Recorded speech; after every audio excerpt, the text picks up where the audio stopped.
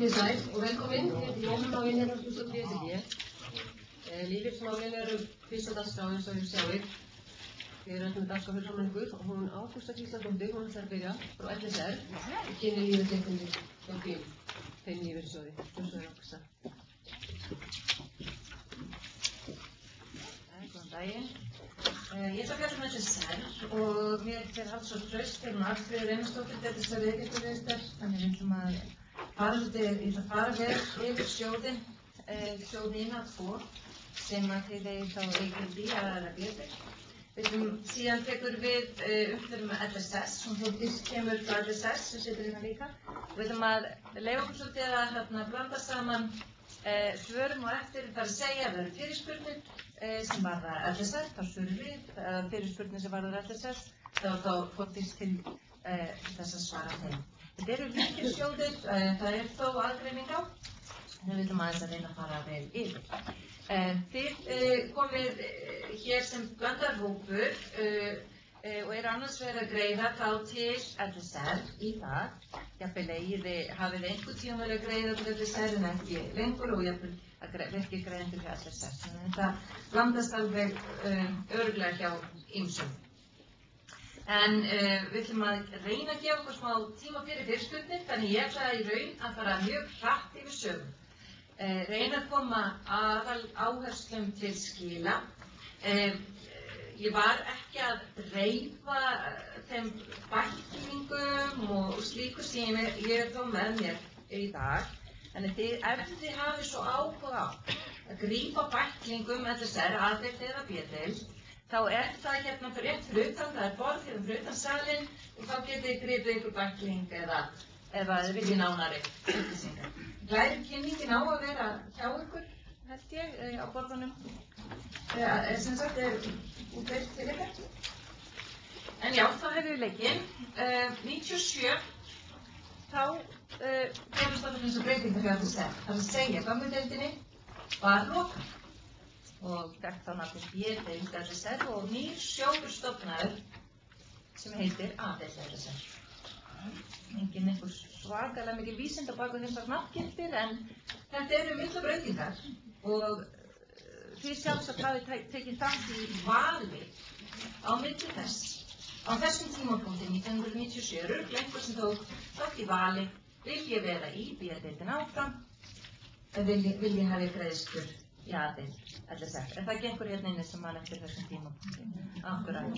Þetta er eina skipti sem í raun og veru val. Það var bara 97 þegar var verið að stofna A-deildina og loka gamla kerfinu. Okay. Þannig að þetta eru gjörólík réttindakerfi, eiga að vera góð. Hvoru tveggja góð réttindakerfi. B-deildin er eldra kerfið og byggir á þessu fyrirkomulagi sem heitir gegnumstreymi. Þetta er gamla kerfi, gegnumstreymi. Og að hluta til sjóðsöfnun. Það er að segja í B-deildinni, við söfnum aðeins í sjóð, en það byggist mest á því að launagreiðandinn er að greiða áfram þegar viðkomandi launþegi breytist í lífeyrisþega og fer á lífeyri, þá er launagreiðandinn áfram að greiða. Gegnumstreymis fyrirkomulagi. A-deildin hins vegar byggir á þessari sjóðsöfnun að fullu. Það er að segja, yfirgjald sjóðfélagans, mótframlag launagreiðanda er innlegginn í sjóð sem á að standa undir réttindum. Byggir á þessari fullir sjóðsöfnun. Ekki gegnumstreymi til staðar þar. Þá er bara safnað í sjóð og greitt út úr sjóðum. Þannig að eftir 97 og allir sem hefja störf til launa opinbera, það er að segja og eiga rétt til þess að greiða til LSR, þeir hafa greitt þá í A-deildina. Hafa ekkert val. Eftir 97. Nú er það svo að einhverjir hafa þá hætt greiðslum í B-deildina og ekki greitt í meir en 12 mánuði, þá er sjálfkrafa búið að loka á A-deildina. Og þá kallast þau réttindi geymdurréttur og ég nota það alveg svolítið. Þannig að það er mjög margir hérna inni veit ég sem eru greiða í A-deildina en eiga svo kallan geymdan rétt í B-deildina. Þetta eru tveir sjóðir, ólíkir sjóðir og þá er greiddur lífeyrir úr tveimur sjóðum. En hvort sem það A-deildin, B-deildin eða þá LSS og deildirnar þar, þá íslenska lífeyrissjóðakerfið okkar gott og byggir á því að greiða ellilífeyri ævilangt. Og það aðrar tryggingar líka sem þarna inni farið í þessari samtryggingu okkar, að það þá örorkutrygging eða örorkulífeyrir komið til tekjutaps vegna sjúkdóms eða slyss. Og svo einnig þá makalífeyrir, maka- og barnalífeyrir, það sjóðfélagið frá og eftirnefndi maki fær þá makalífeyrir og börnin undir vissum aldri fá þá sér barnalífeyrir. Þannig bara kerfið okkar í Íslandi. Aðeins stutt hvernig LSR byggður upp, það segja hverjir að greiða til okkar. Þið sjáu hérna rauða súlan, þið sjáu hérna, og víst að nota músina upp á fjarfundabúnaðinn. Já, þarna rauða súlan, þið sjáu að það A-deildin, þannig að það alltaf færri og færri sem að greiða í B-deildina, sem það gula súlan. Kynni þessari músinu, já. Gula það B-deildina, eðlilega búið að loka B-deildinu.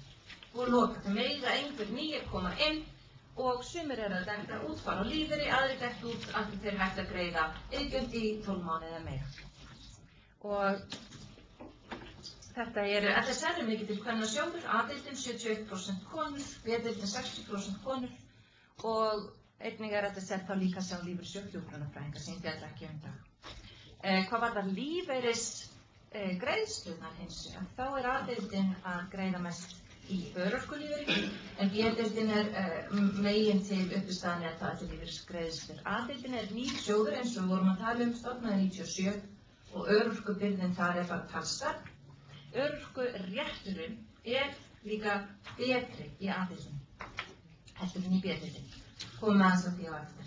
Og fjöldi lífeyrisgreiða raunveru eykst ár frá ári og það einmitt bara nákvæmlega eins og eftir okkar áætlunum, þannig við erum að tala að LSR nái hámarki lífeyrisgreiðslum cirka 2030. Þannig að LSR að greiða í raun og veru stærsti lífeyrissjóðurinn og það raun og veru einungis Tryggingastofnun sem að greiða hærri fjárhæðir út í lífeyri. Eru allir hérna með nokkuð kæru hvort þið hjá LSR eða LSS? Það það ekki, það ágætt. Það eru rosalega líkir sjóðir, þannig ef þið ekki alveg með það 100% að þá það allt rægir. Það er mjög gott að komast svo af því alveg.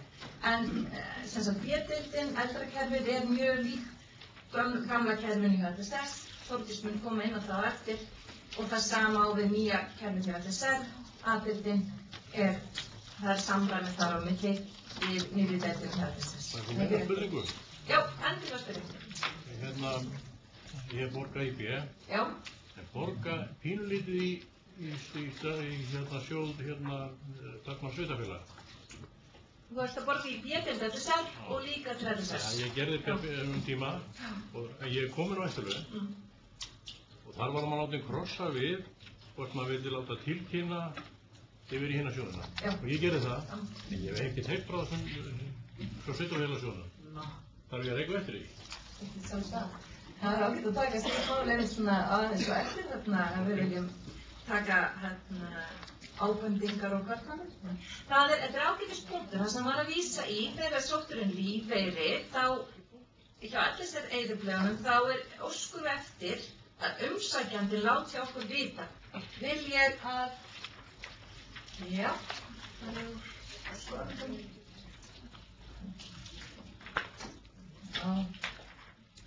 Ég held aðeins áfram, þið sjáu þetta á leiðutaknum að kemur mér til aðstofar. Þessi vorum að ræða, já, þetta mjög mikilvæga punktur. Þegar sótt lífeyri í íslenska lífeyrissjóðakerfinu, það á ekki að þurfa að sækja hjá hverjum einasta sjóði sem þið hafa greitt til æfingu. Þannig á það að virka vel. Og stundur þarf nú kannski að fylgja henni eftir og það mjög mikilvægt að vera með raunveru góða vitneskju hvaða sjóði þið eigið rétt á að fá lífeyrisgreiðslur. Þetta orðið nokkuð einfaldara núna og það fyrirbrigði sem heitir lífeyrisskátt, sem það aðeins að fjallum á eftir. En við á umsóknareyðarblaði LSR svona lítið hag sem þið gefið þá til kynna. Ég óska eftir að umsóknin mín fari til annarra sjóða. Og ástæðan fyrir því að við erum að spyrja að viðmiðunaraldurinn með LSR oft lægri en hjá öðrum sjóðum. En kannski viljið þið ekki að umsóknin fari strax til annarra sjóða. Þetta viljið bíða til 47. En þetta á að virka vel, en eitthvað klikar. Og það gæti hafa klikað vel LSR, ekkert endilega LSS. Kíkjum á það. Ég ætla að fjalla A-deildina fyrst, sem það nýja deildin stofnuð 1997, sem að reyna hratt yfir. En A-deildin kjarasamningsbundinn sjóður, það að segja stéttarfélagstengdur sjóður. Það fylgir ykkar kjarasamningi. Hvorum megin þið að greiða, hvort það LSS eða LSR. Bara lokaður sjóður. Þannig að við horfum á að, það launagreiðandinn sem þarf að sækja og vera samþykkur því ef við komum til að greiða í A-deildina og það út af því að í A-deildin hærra mótframlag launagreiðandans heldur annar staðar. Reyndar LSS og LSR sambærilegt með það. Aðildarskilyrðin þá stéttarfélagstengt. Fyrir hratt yfir sögu, veiðgjaldið í A-deildina eins og hjá öðrum sjóðum, þar að segja íslensku lífeyrissjóðalögin gefa það út að 4% af heildarlaunum, alltaf 4% eiga að fara í lífeyrissjóð, skyldubundin, samtrygging og alltaf greitt af heildarlaunum. Og mótframlagið hjá LSR 11,5%, það meira svolítið hærra hjá LSS, eða ekki Þórdís? Mótframlag launagreiðenda, en hjá almennt séð mótframlag launagreiðenda bara 8%. A-deildin á að standa undir sjálfu sér, með þessu mótframlagi launagreiðandans. Þannig að búið að vera þokkalega mikið umræðinni það að þetta mótframlag hefur ekki alveg nóg og það þarf að hækka það til þess að halda réttindaávinnslinni sömu og áfram sterkur og góðri í A-deildinni. Og iðgjald samkvæmt íslensku lögunum á að greiðast frá 16 ára aldri til 70 ára aldurs. Þetta A-deildin sem mjög ólíkt B-deildinni notabene. Örstutt A-deildin þá stigasjóður, það geta allir sjóðir ennþá stigasjóður. Skiptir raun og veru fjallamáli, það sem þarf að vita A-deildin, réttindin þar verðtrygg með neysluverðsvísitölu, fylgja verðtryggingunni bara sem að allir fylgjast nú vel með og þetta. Þessi lífeyrisréttindi fylgja neysluverðsvísitölu. Og það sem skiptir máli fyrir A-deildin að vita þetta, þau eru vel verðtrygg, að skiptir máli líka hver réttinda stuðullin hvernig lífeyririnn reiknaður. A-deildin með háan réttindastuðull eða 1,9%. Þannig að þegar komið að lífeyristöku, þá greiðing, krónan iðgjald ykkar breytist í stig, við umreiknum stigið eftir ákveðnum aðferðum og fáum þá krónu til lífeyris með því að nota þennan réttindastuðull sem viðkomandi. Þessi stuðull lægri hjá öðrum sjóðum sem gera það verkum að lífeyrinn og A-deildinni betri. Það best til þess að fara að áætla sem lífeyri best að fara inn á reiknivélarnar sem inn á sjóðfélagavefnum. Það opin reiknivél inn á LSR-vefnum, lsr.is. Það bara opin reiknivél þar sem það slá inn á forsendur fyrir A-deildina. En ég hvet ykkur til þess að fara inn á sjóðfélagavefinn, sjóðfélagavef LSR, til þess að fá allar upplýsingar ykkur, nákvæmlega hvað mikið þið eigið í sjóðum. Og þá hægt að fá krónu til lífeyris beint. En fyrir A-deildina, við erum greiðum 4% heildarlaunum, okkur ber að gera það.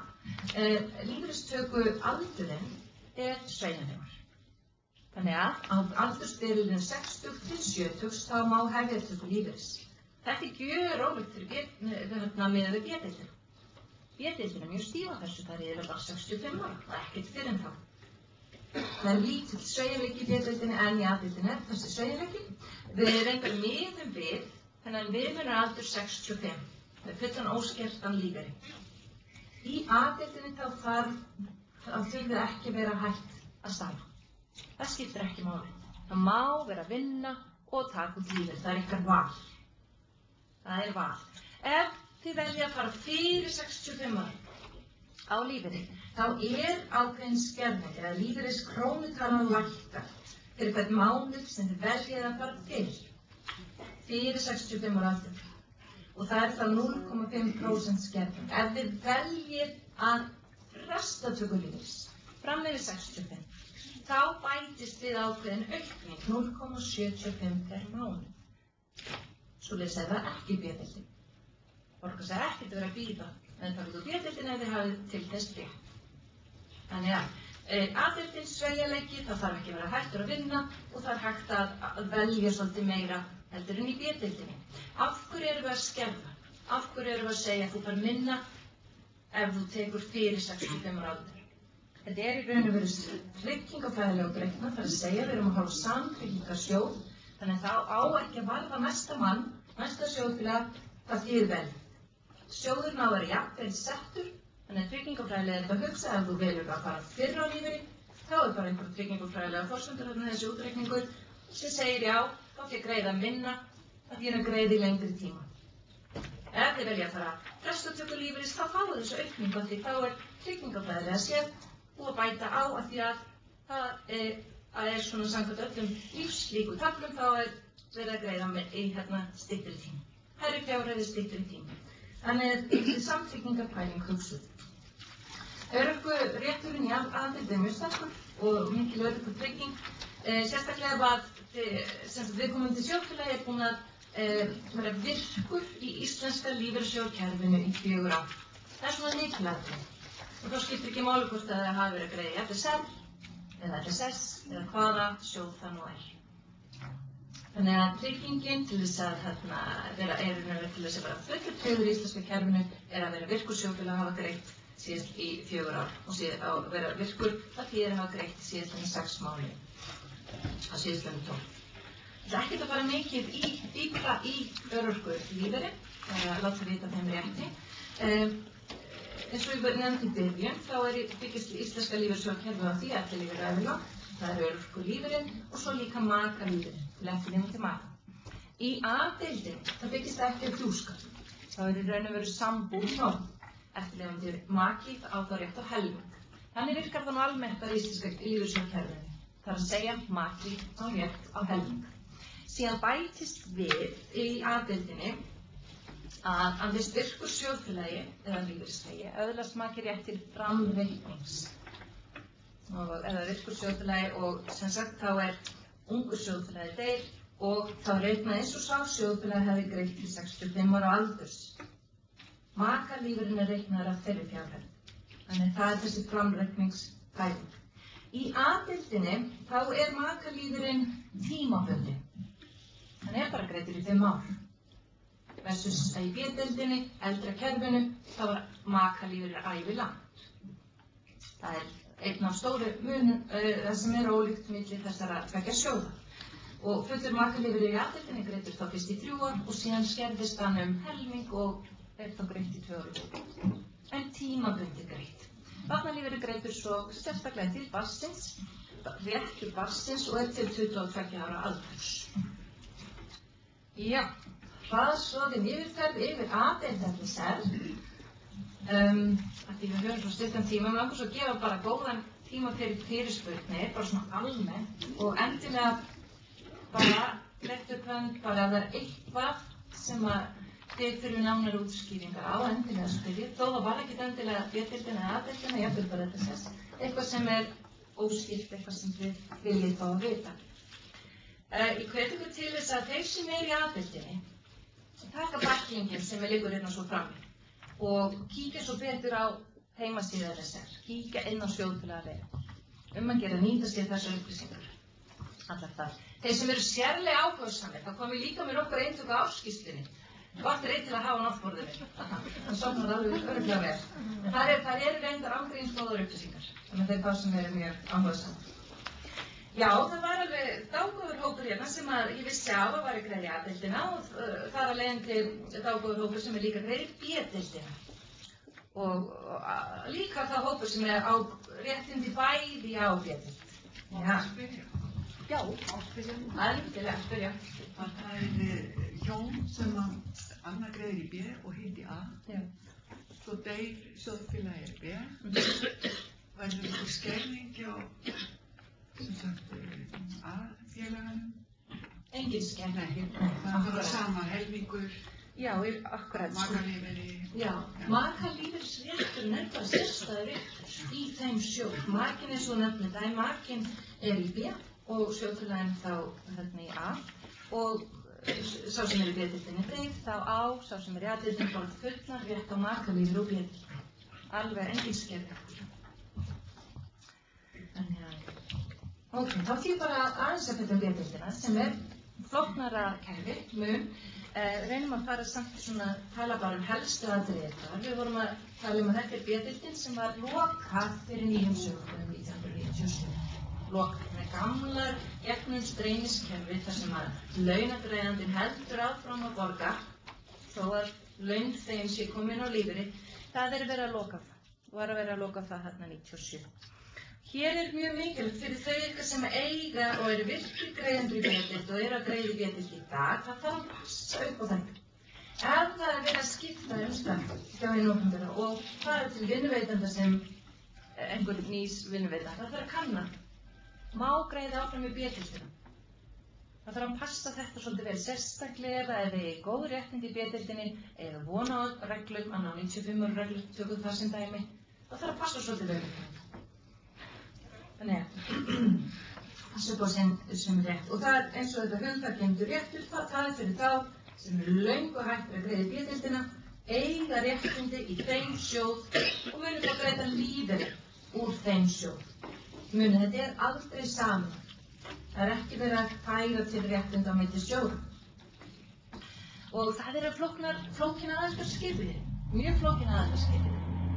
Og þetta varðar ofta spurningum hvernig aðild vinnuveitandi. Á þeim stað sem þeir að starfa í dag, hvernig aðildarskipið haft. Það skiptir líka máli rétt til tökur lífeyris. Og svo líka hægt að öðlast svokallaða einstaklingsaðild ef að starfið hefur verið lagt niður. Þannig að það líka sérreglum um það. Ekkert að fara nánar út í það, en þessi aðildarmál eru bara dálítið. Og ágætt ef það liggur einhver vafi á réttindum í B-deild, þá þarf alltaf að horfa á hvern þátt fyrir sig og grannskoðun. Iðgjalda áherslan og hvernig B-deildar sjóðfélagagreiðin, það jú 4% eins og lögum samkvæmt, en það ekki verið að greiða heildarlaun. Þannig að það bara verið að horfa dagvinnulaun í B-deildinni. Og lífeyrin, þau bara út frá dagvinnulaun. Yfirvinnan kemur þarna aldrei inn. Yfirvinnan gæti komið í formi vaktalags, mögulega, sem sagt, iðgjald greitt sem stað dagvinnulaun, vaktáli eða reglubundnum vöktum, persónu og orlofsuppbót. Og þegar LSR, B-deildin að greiða út lífeyri, þá erum við líka að greiða persónuuppbót í 1. des og orlofsuppbót 1. júní. Þannig það.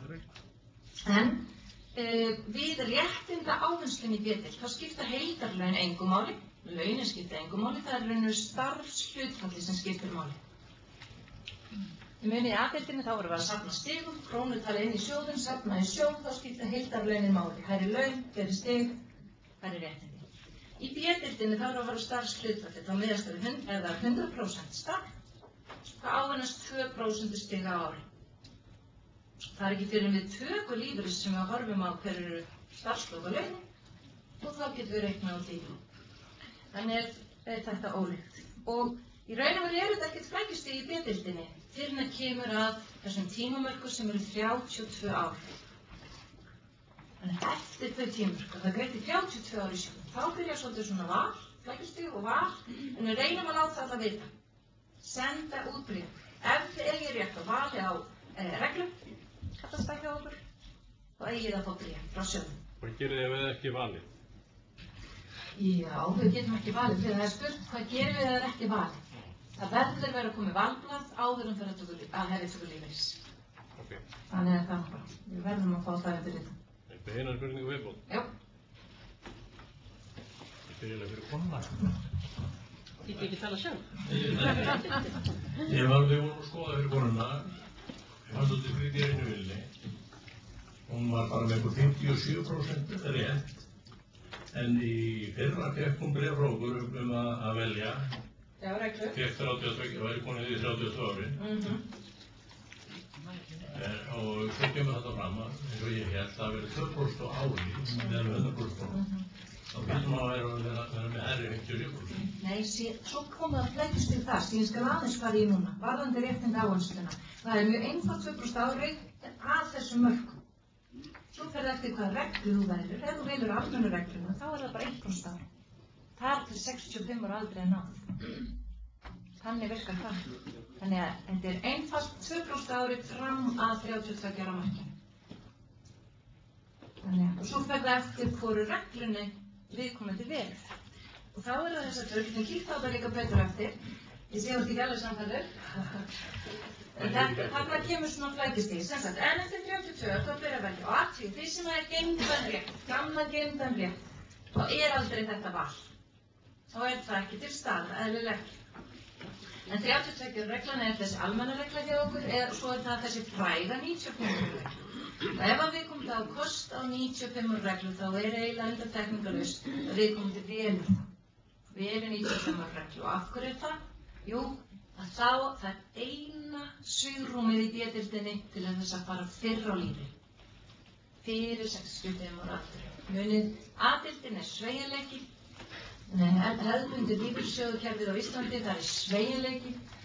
En í B-deildinu gamla kerfinu, það er engin sveigjanleiki. Það er bara 65 ára fyrsta veginn.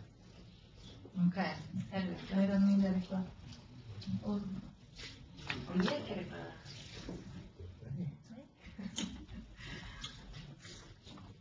En ef ég held áfram samt sem áður, bara við erum með þetta nú á fyrir framan ykkur, að við vorum að tala réttinda áhersluina sem er alveg flókin út af fyrir sig eftir að regluna.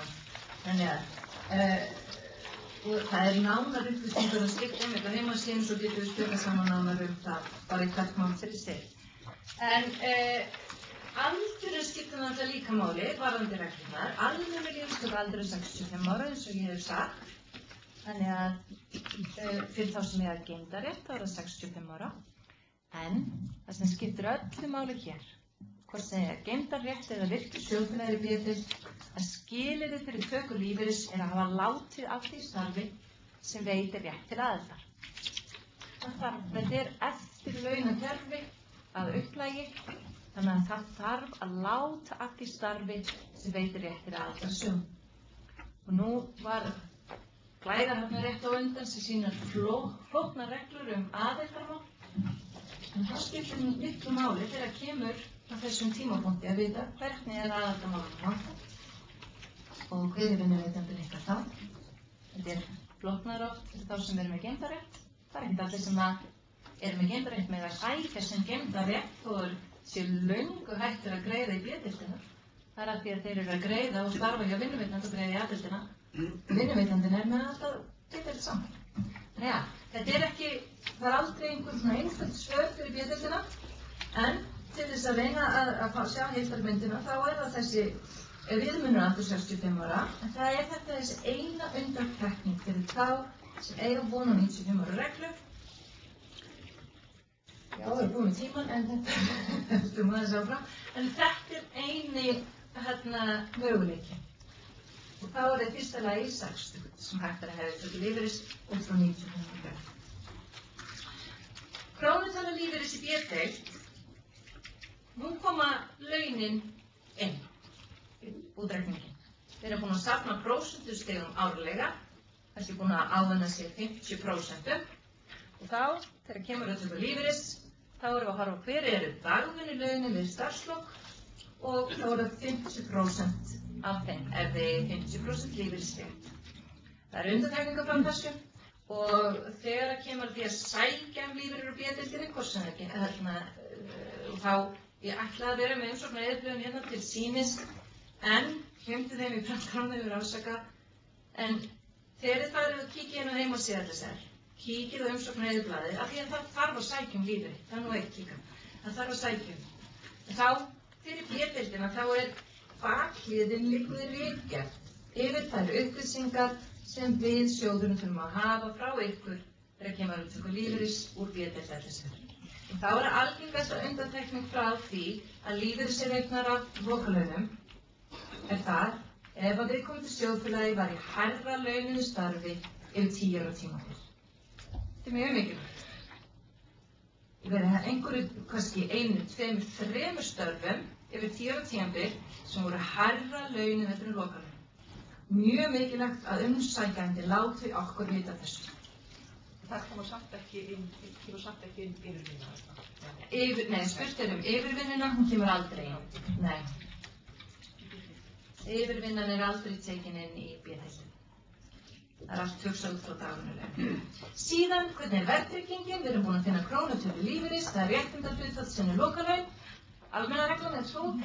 Síðan það spurningum verðtrygginguna. Það að segja, B-deildin horfir ekki á neysluverðsvísitölu. Það ekki verðtryggt samkvæmt hefðbundnum verðbólgu skilgreiningum eins og neysluverðsvísitöluna. Heldur við að nota aðra vísitölu sem heitir meðaltalsvísitala.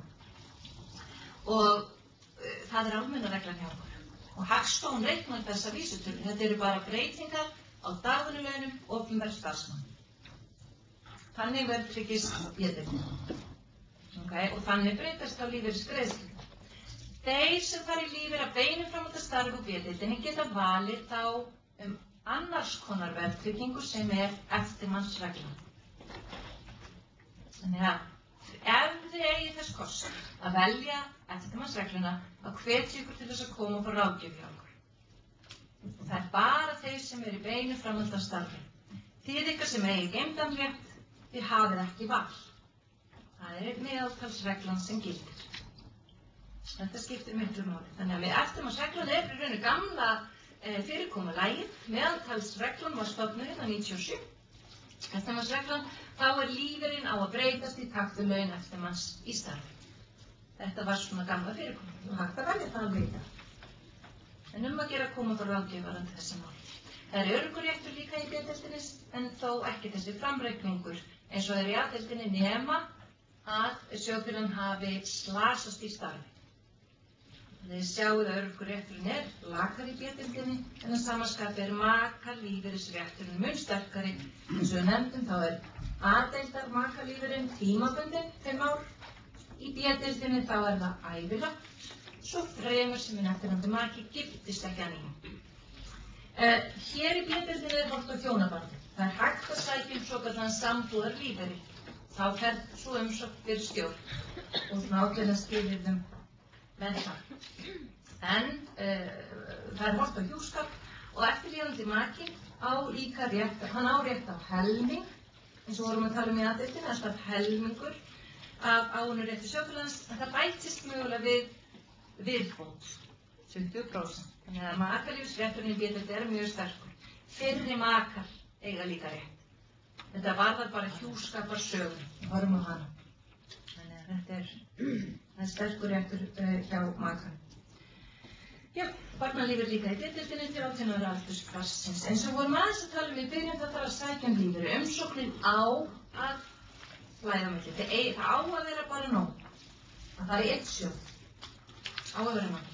Og við hjá LSR óskum eftir því að þið látið vita ef þið vilja umsóknin fara með. Þetta á að ganga snurðulaust en það mjög gott að fylgja því eftir samt líka. Og það lífeyrir greiddur fyrirfram eða eftir á og tekjuskatturinn reiknast þarna af. Gleymdast nefna í byrjun að iðgjald tekið á óskattlegan tekjum. Tekjuskatturinn reiknast við útborgun. Ég ætla ekkert að fjalla séreignina eða annað. Ég ætla aðeins örstuð að við veit að Þórdís var líka með efni þessa nýjung sem ég nefndi aðeins í upphafi sem heitir lífeyrisskatt. Allir lífeyrissjóðir landsins eru aðilar af lífeyrisskattinum. Það byggir á því að íslenska lífeyrissjóð hvernig heldur utan svokallaða samskrá upplýsingar, svokallaða nafnaskrá. Þetta það sem birtist á yfirlitanum ykkar. Þetta fyrir ykkur hugsað og fyrir sjóðfélag hugsað að þeir viti þá á upplýsingar í hvaða sjóði hef ég greitt starfsævin. Til þess að nálgast þetta í lífeyrisskattinu hægt til dæmis að fara inn á LSR.is, já veistu ekki að benda heldur nota músina, fara inn á sjóðfélagavefinn og þetta getur líka farið inn á LSS-vefinn ef þið eru sjóðfélagar þar og þá smellið á hérna bara sjóðfélagavefur, skráið ykkur þar inn og við notum hjá LSR er það íslíkillinn eða rafræn skilríki. Þegar þið eru komin inn þá á LSR sjóðfélagavefinn þá farið og smellið hérna uppi á vinstri dálki sem heitir lífeyrisskattinn. Þið þurfum að samþykkja að komast þarna inn, svona upplýst samþykki sem þið þurfum að veita. Þegar þið komið inn í lífeyrisskattina, þá eru það með rafrænt inn í töflu alla þá sjóðir sem þið hafa greitt inn, alla samtryggingarsjóð. Þarna Þetta ágætis og þarna áætlun upp á krónutölu. Það þið getur fengið út frá þegar áunnum réttindum. Þarna ekki verið að reikna neitt fram í tímann. Þetta bara út frá stöðun í dag, áunnum réttindi í dag. Nú ég komin aðeins inn á tímanum Þórdísar, en endilega hafið líka spurningur, ef þið hafið spurningur þetta sér og eftir þegar Þórdísi búið, þá verður þið hérna að svara því. Annars bara, takk fyrir.